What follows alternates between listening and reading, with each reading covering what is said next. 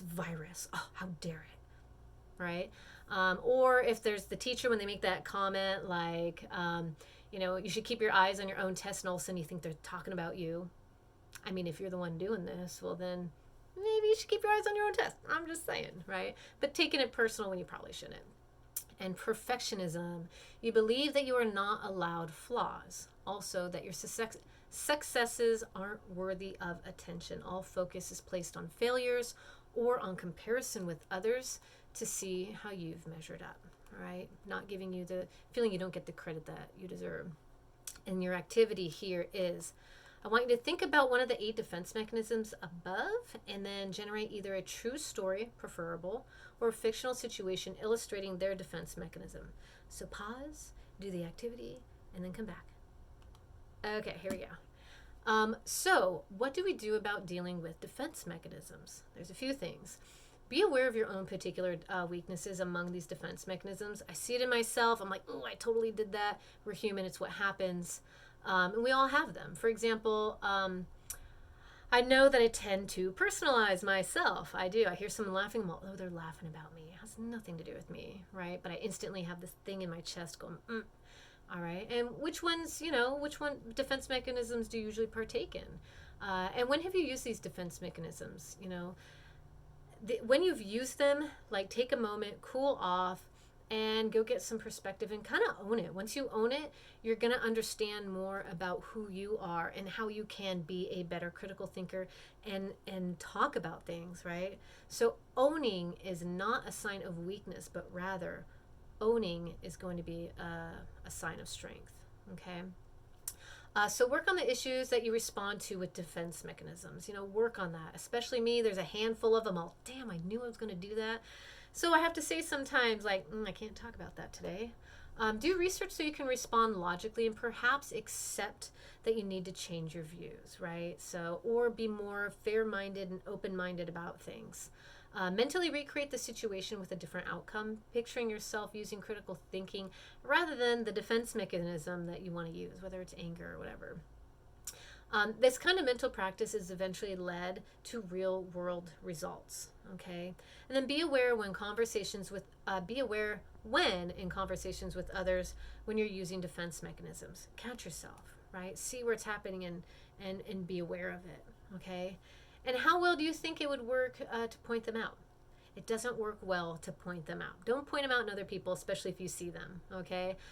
Instead of pointing out the thing that they're doing, empathize with those who are using him.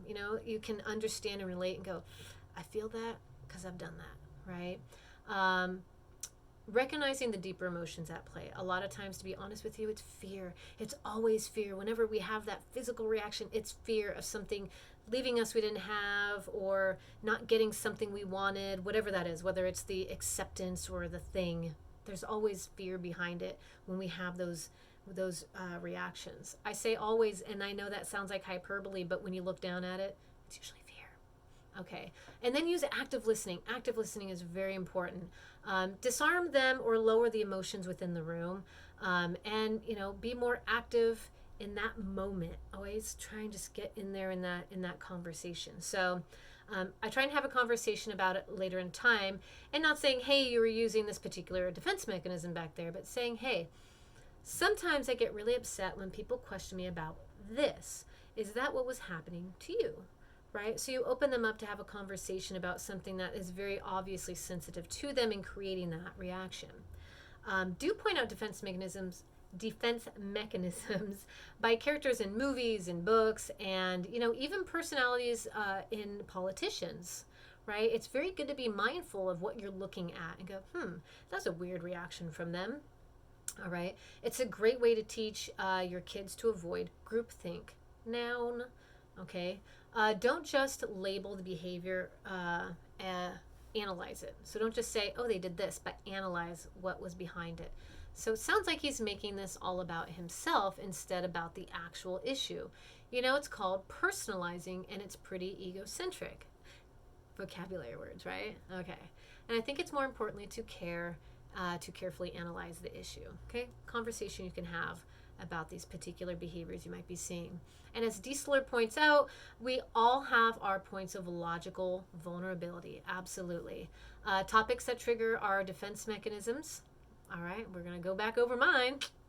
It's good for us to be aware of what these are and just own them. Just own what they are. And sometimes when I choose topics, sometimes when those topics do come up, tell people as early on as possible that, I can't discuss it because I get really defensive about it. Just be honest about, maybe now I just can't. I'm not there yet. I haven't done enough practice on how to handle that topic just yet. So I'd also say, especially when it comes up to things, especially some assignments coming up, don't write essays or speeches about these if you don't feel you can be logical and fair. That student from that one class who stood up front and just went ballistic over the whole class very much was triggered and full of defense. So maybe that was not the best topic for them to do because they were not willing to be open-minded about the topic. Instead, just reacted, right? So don't engage with family members who you're going to push their buttons. I did that once and I didn't talk to an uncle for 10 years. Whoops, sorry, uncle. My bad. And so some of mine are actually, like I said before, acts or accusations of sexual assault. I have a hard time, man. It triggers me and I go on a thing. It's crazy. And global warmer deniers, I kind of have a thing about that. Not as bad as the sexual accusations, but definitely there. And then also some people looking at their cell phones during social interactions. You guys all know how I feel about that. It drives me freaking crazy. But unlike some, I can argue logically about other things, right? Because I can use it without having those defense mechanisms. So what are points of logical vulnerability? Okay, there are ways to confront and work out our points of logical vulnerability. So one is to work with the language to use qualifiers. So sometimes, we're going to say this in quote, sometimes people need to check their phones during a conversation, but not in class. All right. Okay, and then the discussion of global warming may at times require me seeing that there are some parts that can be explained as non-human caused. Okay, so and I can deal with these issues when qualifiers are used. When I approach it with a different dialogue, makes it a little easier for me to digest and understand it. Another is use specifics. So if you're a huge fan of a team, like maybe the Oregon Ducks, you could say it was right to kick the Oregon quarterback Jeremiah Mosuli off the team because he stole laptops from a house fire. Whether or not you really love the team, you can say, okay, because of this particular thing, I can accept it rather than the whole.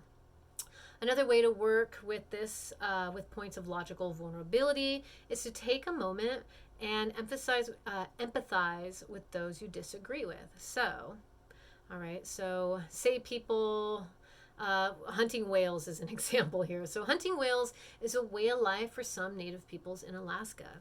That just kind of is. Then we have the screw those guys in Iceland, though. Those freaking Japanese lying scientists doing research and then selling the whales on the fish market, right? So we have one way of saying it's one thing if it is a cultural, native people thing. It's another thing if it's just doing it, for financial reasons, right? So empathy is the ability to identify with and understand the feelings and perspectives of others. Okay, that's on 149. And then if you have difficulties establishing empathy, practice active listening. Sometimes it physically hurts to hear what people have to say. It just does, and that's the truth. All right, I accept that. I understand that. Right, but when you do active listening, it kind of changes the way in which you take in this information. So active listening is a communication. It's a technique that is used in counseling, training, and conflict resolution. By the way, this is from Wikipedia. It requires that the listener fully concentrate, understand, respond, and then remember what is being said. So you paraphrase and summarize the thoughts and feelings of the person speaking to you with the goal of empathetic understanding. Sorry, text just came through on my thing. It distracted me. 9 steps to active listening. 1, put aside a need to win an argument or be right. Okay, so ignore the fact that you want to be right and just sit there. Okay, focus on the need of the other person to be heard. They just want to talk, just let them. Okay. Sometimes this in and of itself can end the disagreement just by listening. Sometimes people just want to be heard. Use your body language, right? Facing the person, or at least coming close to them, leaning in. Don't busy yourself with another task or like you're on your phone, right? Or not. Your best is doing this, nodding, listening. Don't just stare at them, right?